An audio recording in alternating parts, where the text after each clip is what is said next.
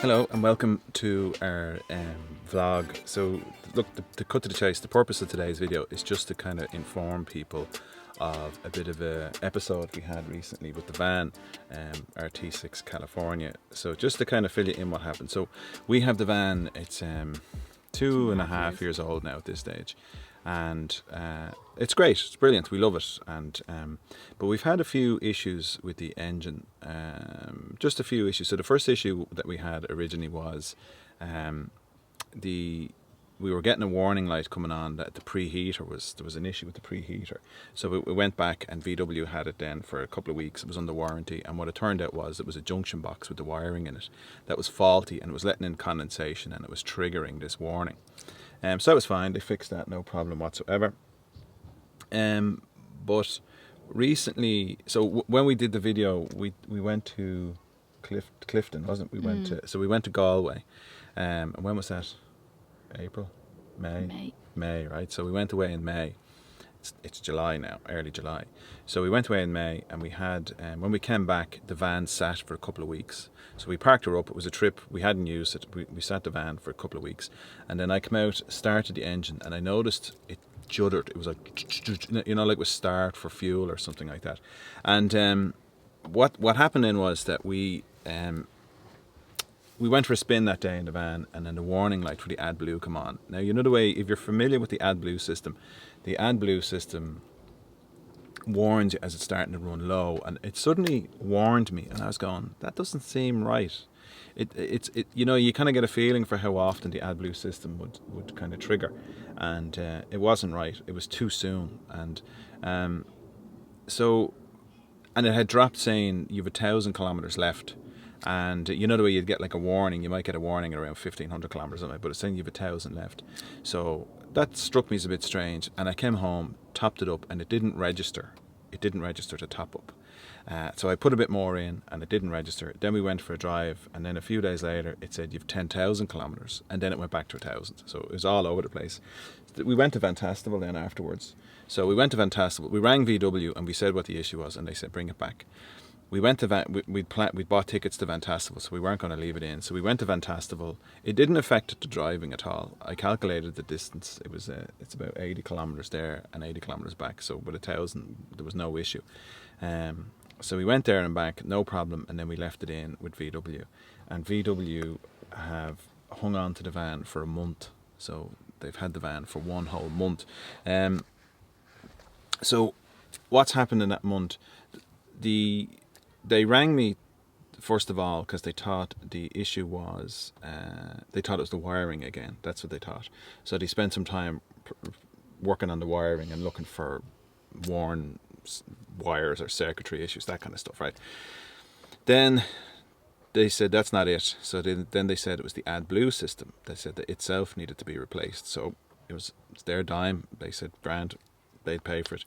So they replaced the AdBlue system. And what the guy was doing was he was taking the van home with him because it needed to go on a long drive and then come back. And he thought after they replaced the AdBlue system, he thought that was going to there'd be no problem.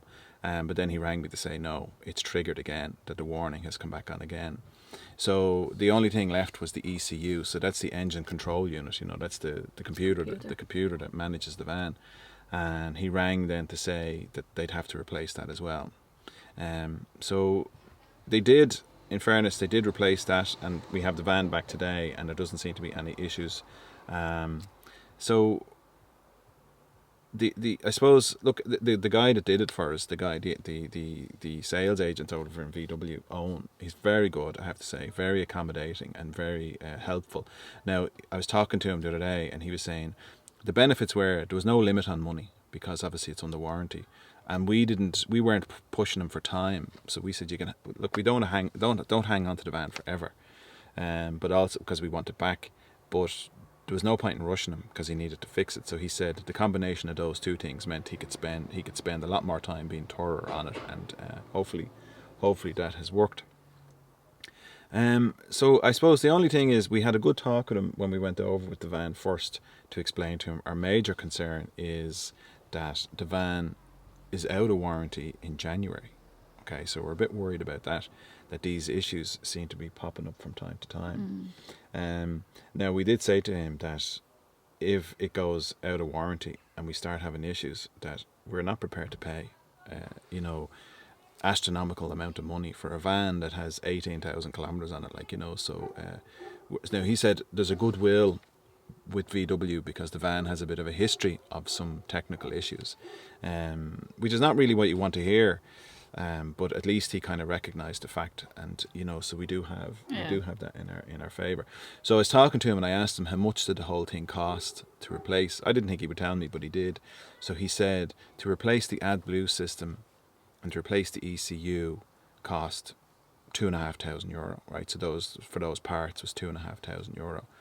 And then he said it was 25 hours work, so that's another €2,500. So all in all, the cost would have been $5,000, which would have been a serious impact to our finances. You know what I mean? We're still paying for it, and we have another 2.5 years to go on it.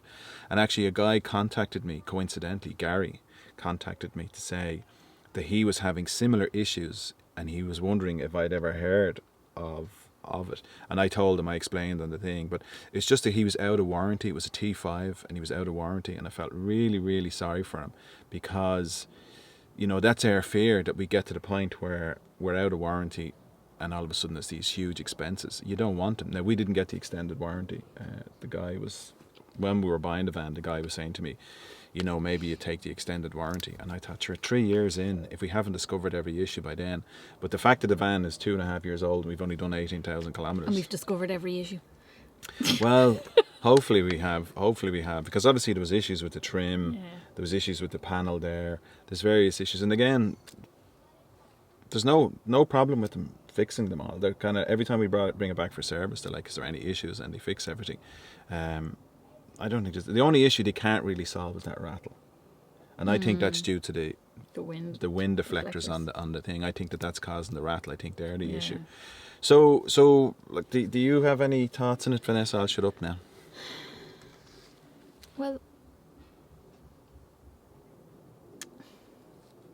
no, it bothers me that we've spent so much money on it and we're coming up against so many issues, because it's VW, it's a good brand. But the fact that we don't appear to be the only people that are having the issues makes me feel that maybe it's just not as good a brand as it should be. Well, and maybe we walked in with our eyes closed. No, I see. I watched the forum. I watched the forum, and I watched for all the various issues and stuff. And the forum, the VW California forum, which is very good. People put up all the problems they have, so it's very useful to see these things. But I haven't seen this problem so far. You know, with anyone. Now, that guy Gary, you know, he could have the same problem. It could be the ECU could be causing him problems. So what I would say is most of the people, their complaints about the van is, yes, exactly that, the value of the van, and then to have things like the trim, quality issues and all that, you know. Now, I'm more philosophical about it. Stuff like that you can deal with. Look, it shouldn't happen. It's an expensive piece of kit. It shouldn't happen. But you can deal with that. It's when the engine starts going wrong. So, yeah, it was $5,000. But if you were to put labour costs on top of that, if this was to happen this time next year, and we were to put labour costs on top of that. No, that was including labour.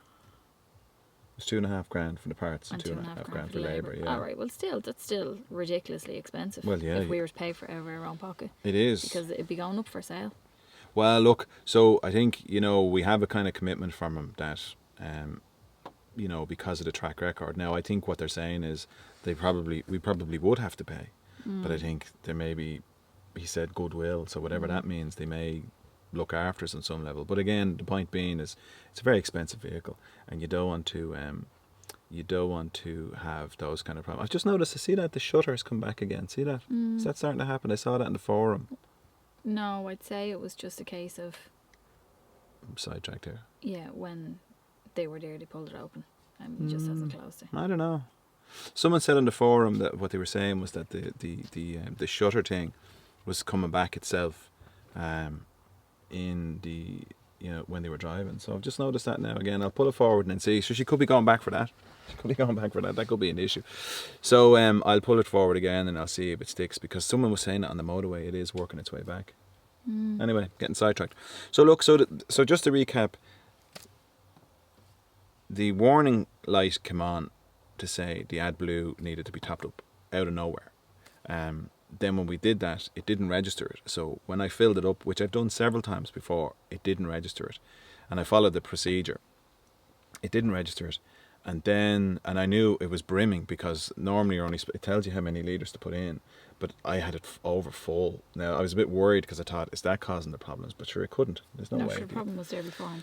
And then what they're saying is they replaced the wiring. They did the AdBlue system, and then what they did was they replaced the ECU, and that's where we are now. So look, I mean, they're mass produced.